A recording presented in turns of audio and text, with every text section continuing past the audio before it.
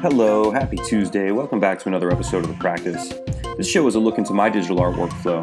I'm Stuart. I'm a 3D artist, illustrator, designer, and your pal, and I'm fired up to have you back again this week.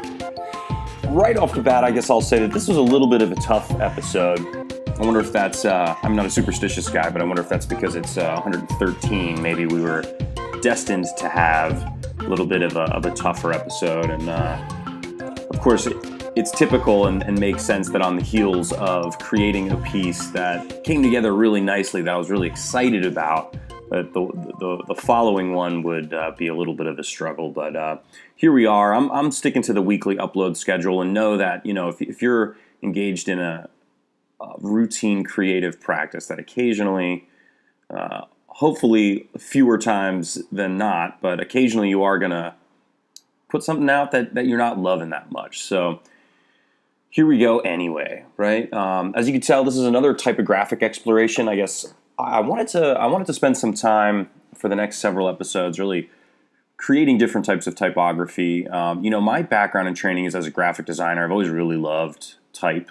It's interesting. My mom's actually a calligrapher and used to spend the wee hours of the morning writing name tags and invitations to weddings and all kinds of crazy stuff. But in the early going, was actually very graffiti inspired. I thought all the crazy letter forms and interesting typographic styles that graffiti artists would use were just like amazing. It really captivated my attention for a good part of my teenage years. So all that being said, that's sort of what led me to study graphic design at school. And the stuff that I studied largely was less about the type of illustration work that I do mostly today, and a lot more, traditional graphic design stuff with typographic layouts and all that good stuff. So the point being, I've always had that type bug to a certain extent. I've always enjoyed working with it. So here we go again today. And like I was saying earlier in the episode, this one was a little bit of a struggle. This composition I wind up changing like entirely. I wanted to do another bit of 3D typography with this really crazy background, this abstract, colorful background. And, full disclosure, I probably should have spent a bit more time, sketching and studying how this was going to be. I had sort of this notion in my head that I didn't flesh out entirely before I really dove into Cinema 4D and started working. And that turned out, sometimes I can make that work, but for this week it turned out not to work so well. So we're a third of the way in probably to this episode, something around there. And I think relatively soon I'll wind up just abandoning this composition pretty much entirely. I kept a couple of the elements, I kept the words the same, but I did just wind up scrapping really the direction that I'm in now. And that turned out to work a little bit better. I don't think it got 100 times better, let's say, but it was an improvement. One of the things I did want to do is in this abstract background, which was very much inspired by the stuff we did last week, I wanted to incorporate a cute little character here and there, something subtle, little face hiding or poking out behind certain areas. So that's the fellow I'm working on now. And that turns out to be, I think, one of the small redeeming things in the final composition, the final piece we come up with. I think some of those little characters were pretty fun. And I think, to talk about why this isn't working at this particular moment, I think part of it is because really it's because the composition isn't where it needs to be. It's kind of divided down the middle. These zigzagging sort of lines divide the composition pretty much right down the middle, which usually makes for something pretty static. Right here, you see I'm trying to go for a more diagonal composition in the way that I'm positioning the letters. And I think right around that time frame is when I decided to just scrap that composition as it was and go with something else. So what I wind up doing is going with something a little more diagonal, at least in terms of the type placement, something a little bit more random, and rotated the letters to a large degree and tried to create some movement and some dimension with them. I wanted the sides of the letters to be more apparent, so those leading lines sort of swept backwards. And so the placement of the letters is a little bit diagonal, a little bit sort of randomized, but the background elements, I decided to go pretty radial with the composition, right? So you'll see we have these cloners that are circular and are pretty much dead center in our composition. We sort of build out from there. That sort of frames the letters nicely, and something circular and centered will often make a really neat and easily readable sort of composition. Maybe a little bit of a cheat move almost. I probably could have spent more time really bashing away at that first iteration of the layout, but decided to scrap it entirely. And that's always like sort of a tough thing as an artist. You spend this time working on something, but sometimes there's what's called the sunk cost fallacy. There's the idea that, oh man, I've spent so much time on this already that it doesn't make any sense to abandon it. But really, that's not always true. Sometimes a bad investment won't ever yield any returns, and you're better off just scrapping the thing and starting again and putting those resources elsewhere. So that's ultimately what I did with this. Maybe I could have made the last version work, but to me, on this particular day, it seemed like the right thing to do. And I think it got us closer to where we wanted to be, although, to be honest, I wasn't just totally thrilled with the final piece. And sometimes I think, the practice is meant to be really like a no punches pulled view into the way I work. It's almost like a visual journal. Sometimes it's not so good, and I wonder, should I be posting that stuff? Should I not commit to a weekly schedule, and should I just only post the stuff that I think is really solid and really worth sharing? I don't know. Sometimes it seems counterproductive to post, this work that I'm not super, super proud of. That's just being totally transparent and open. I don't know what the answer to that is. Let me know what you guys think.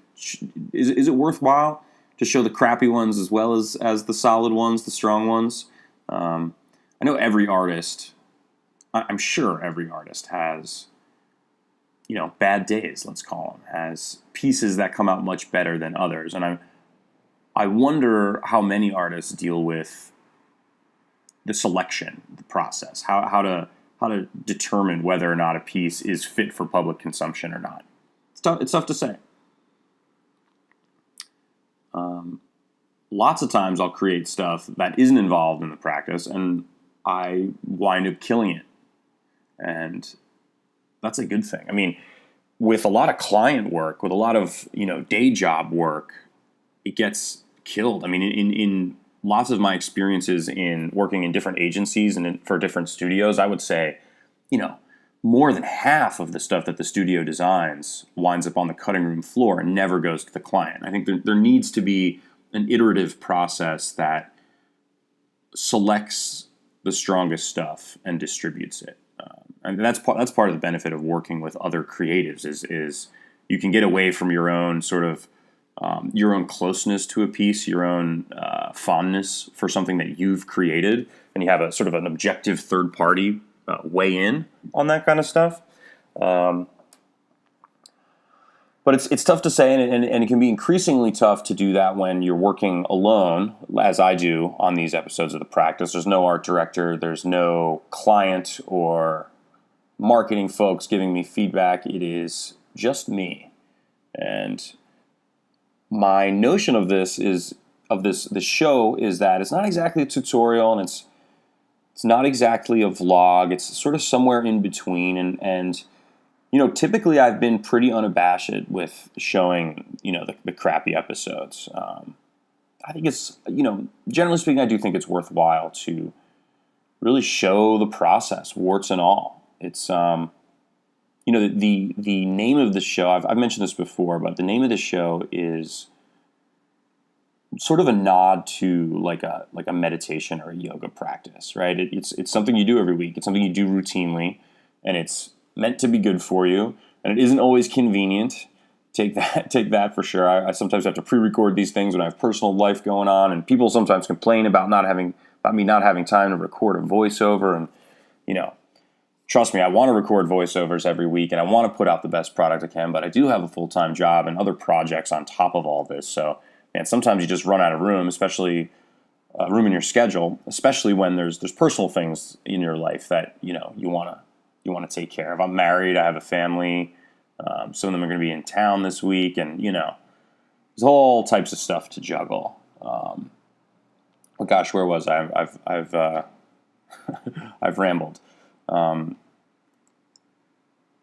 point being, I've always taken this show as an opportunity to share my creative practice, sort of warts and all, and it's not always the work isn't always my favorite. It's not always it's not even to the level of finish that I would share with a client or professionally. A lot of this stuff is the types of work that might wind up on the cutting room floor. I think this is an example of one of those pieces. It has its merits. I learned a little bit by doing it. It's not awful, but it's not fantastic. It's not my favorite. So like I was saying, the inspiration for the name of this show comes from like a yoga or a meditation practice. And I can say, as someone who doesn't meditate as much as they used to, but someone who's pretty good about doing yoga routinely, some days are just better than others. Some days your shoulders are tight and you don't know why. Maybe you slept on them funny, but it just doesn't come out the way you'd hoped and the way it does other days.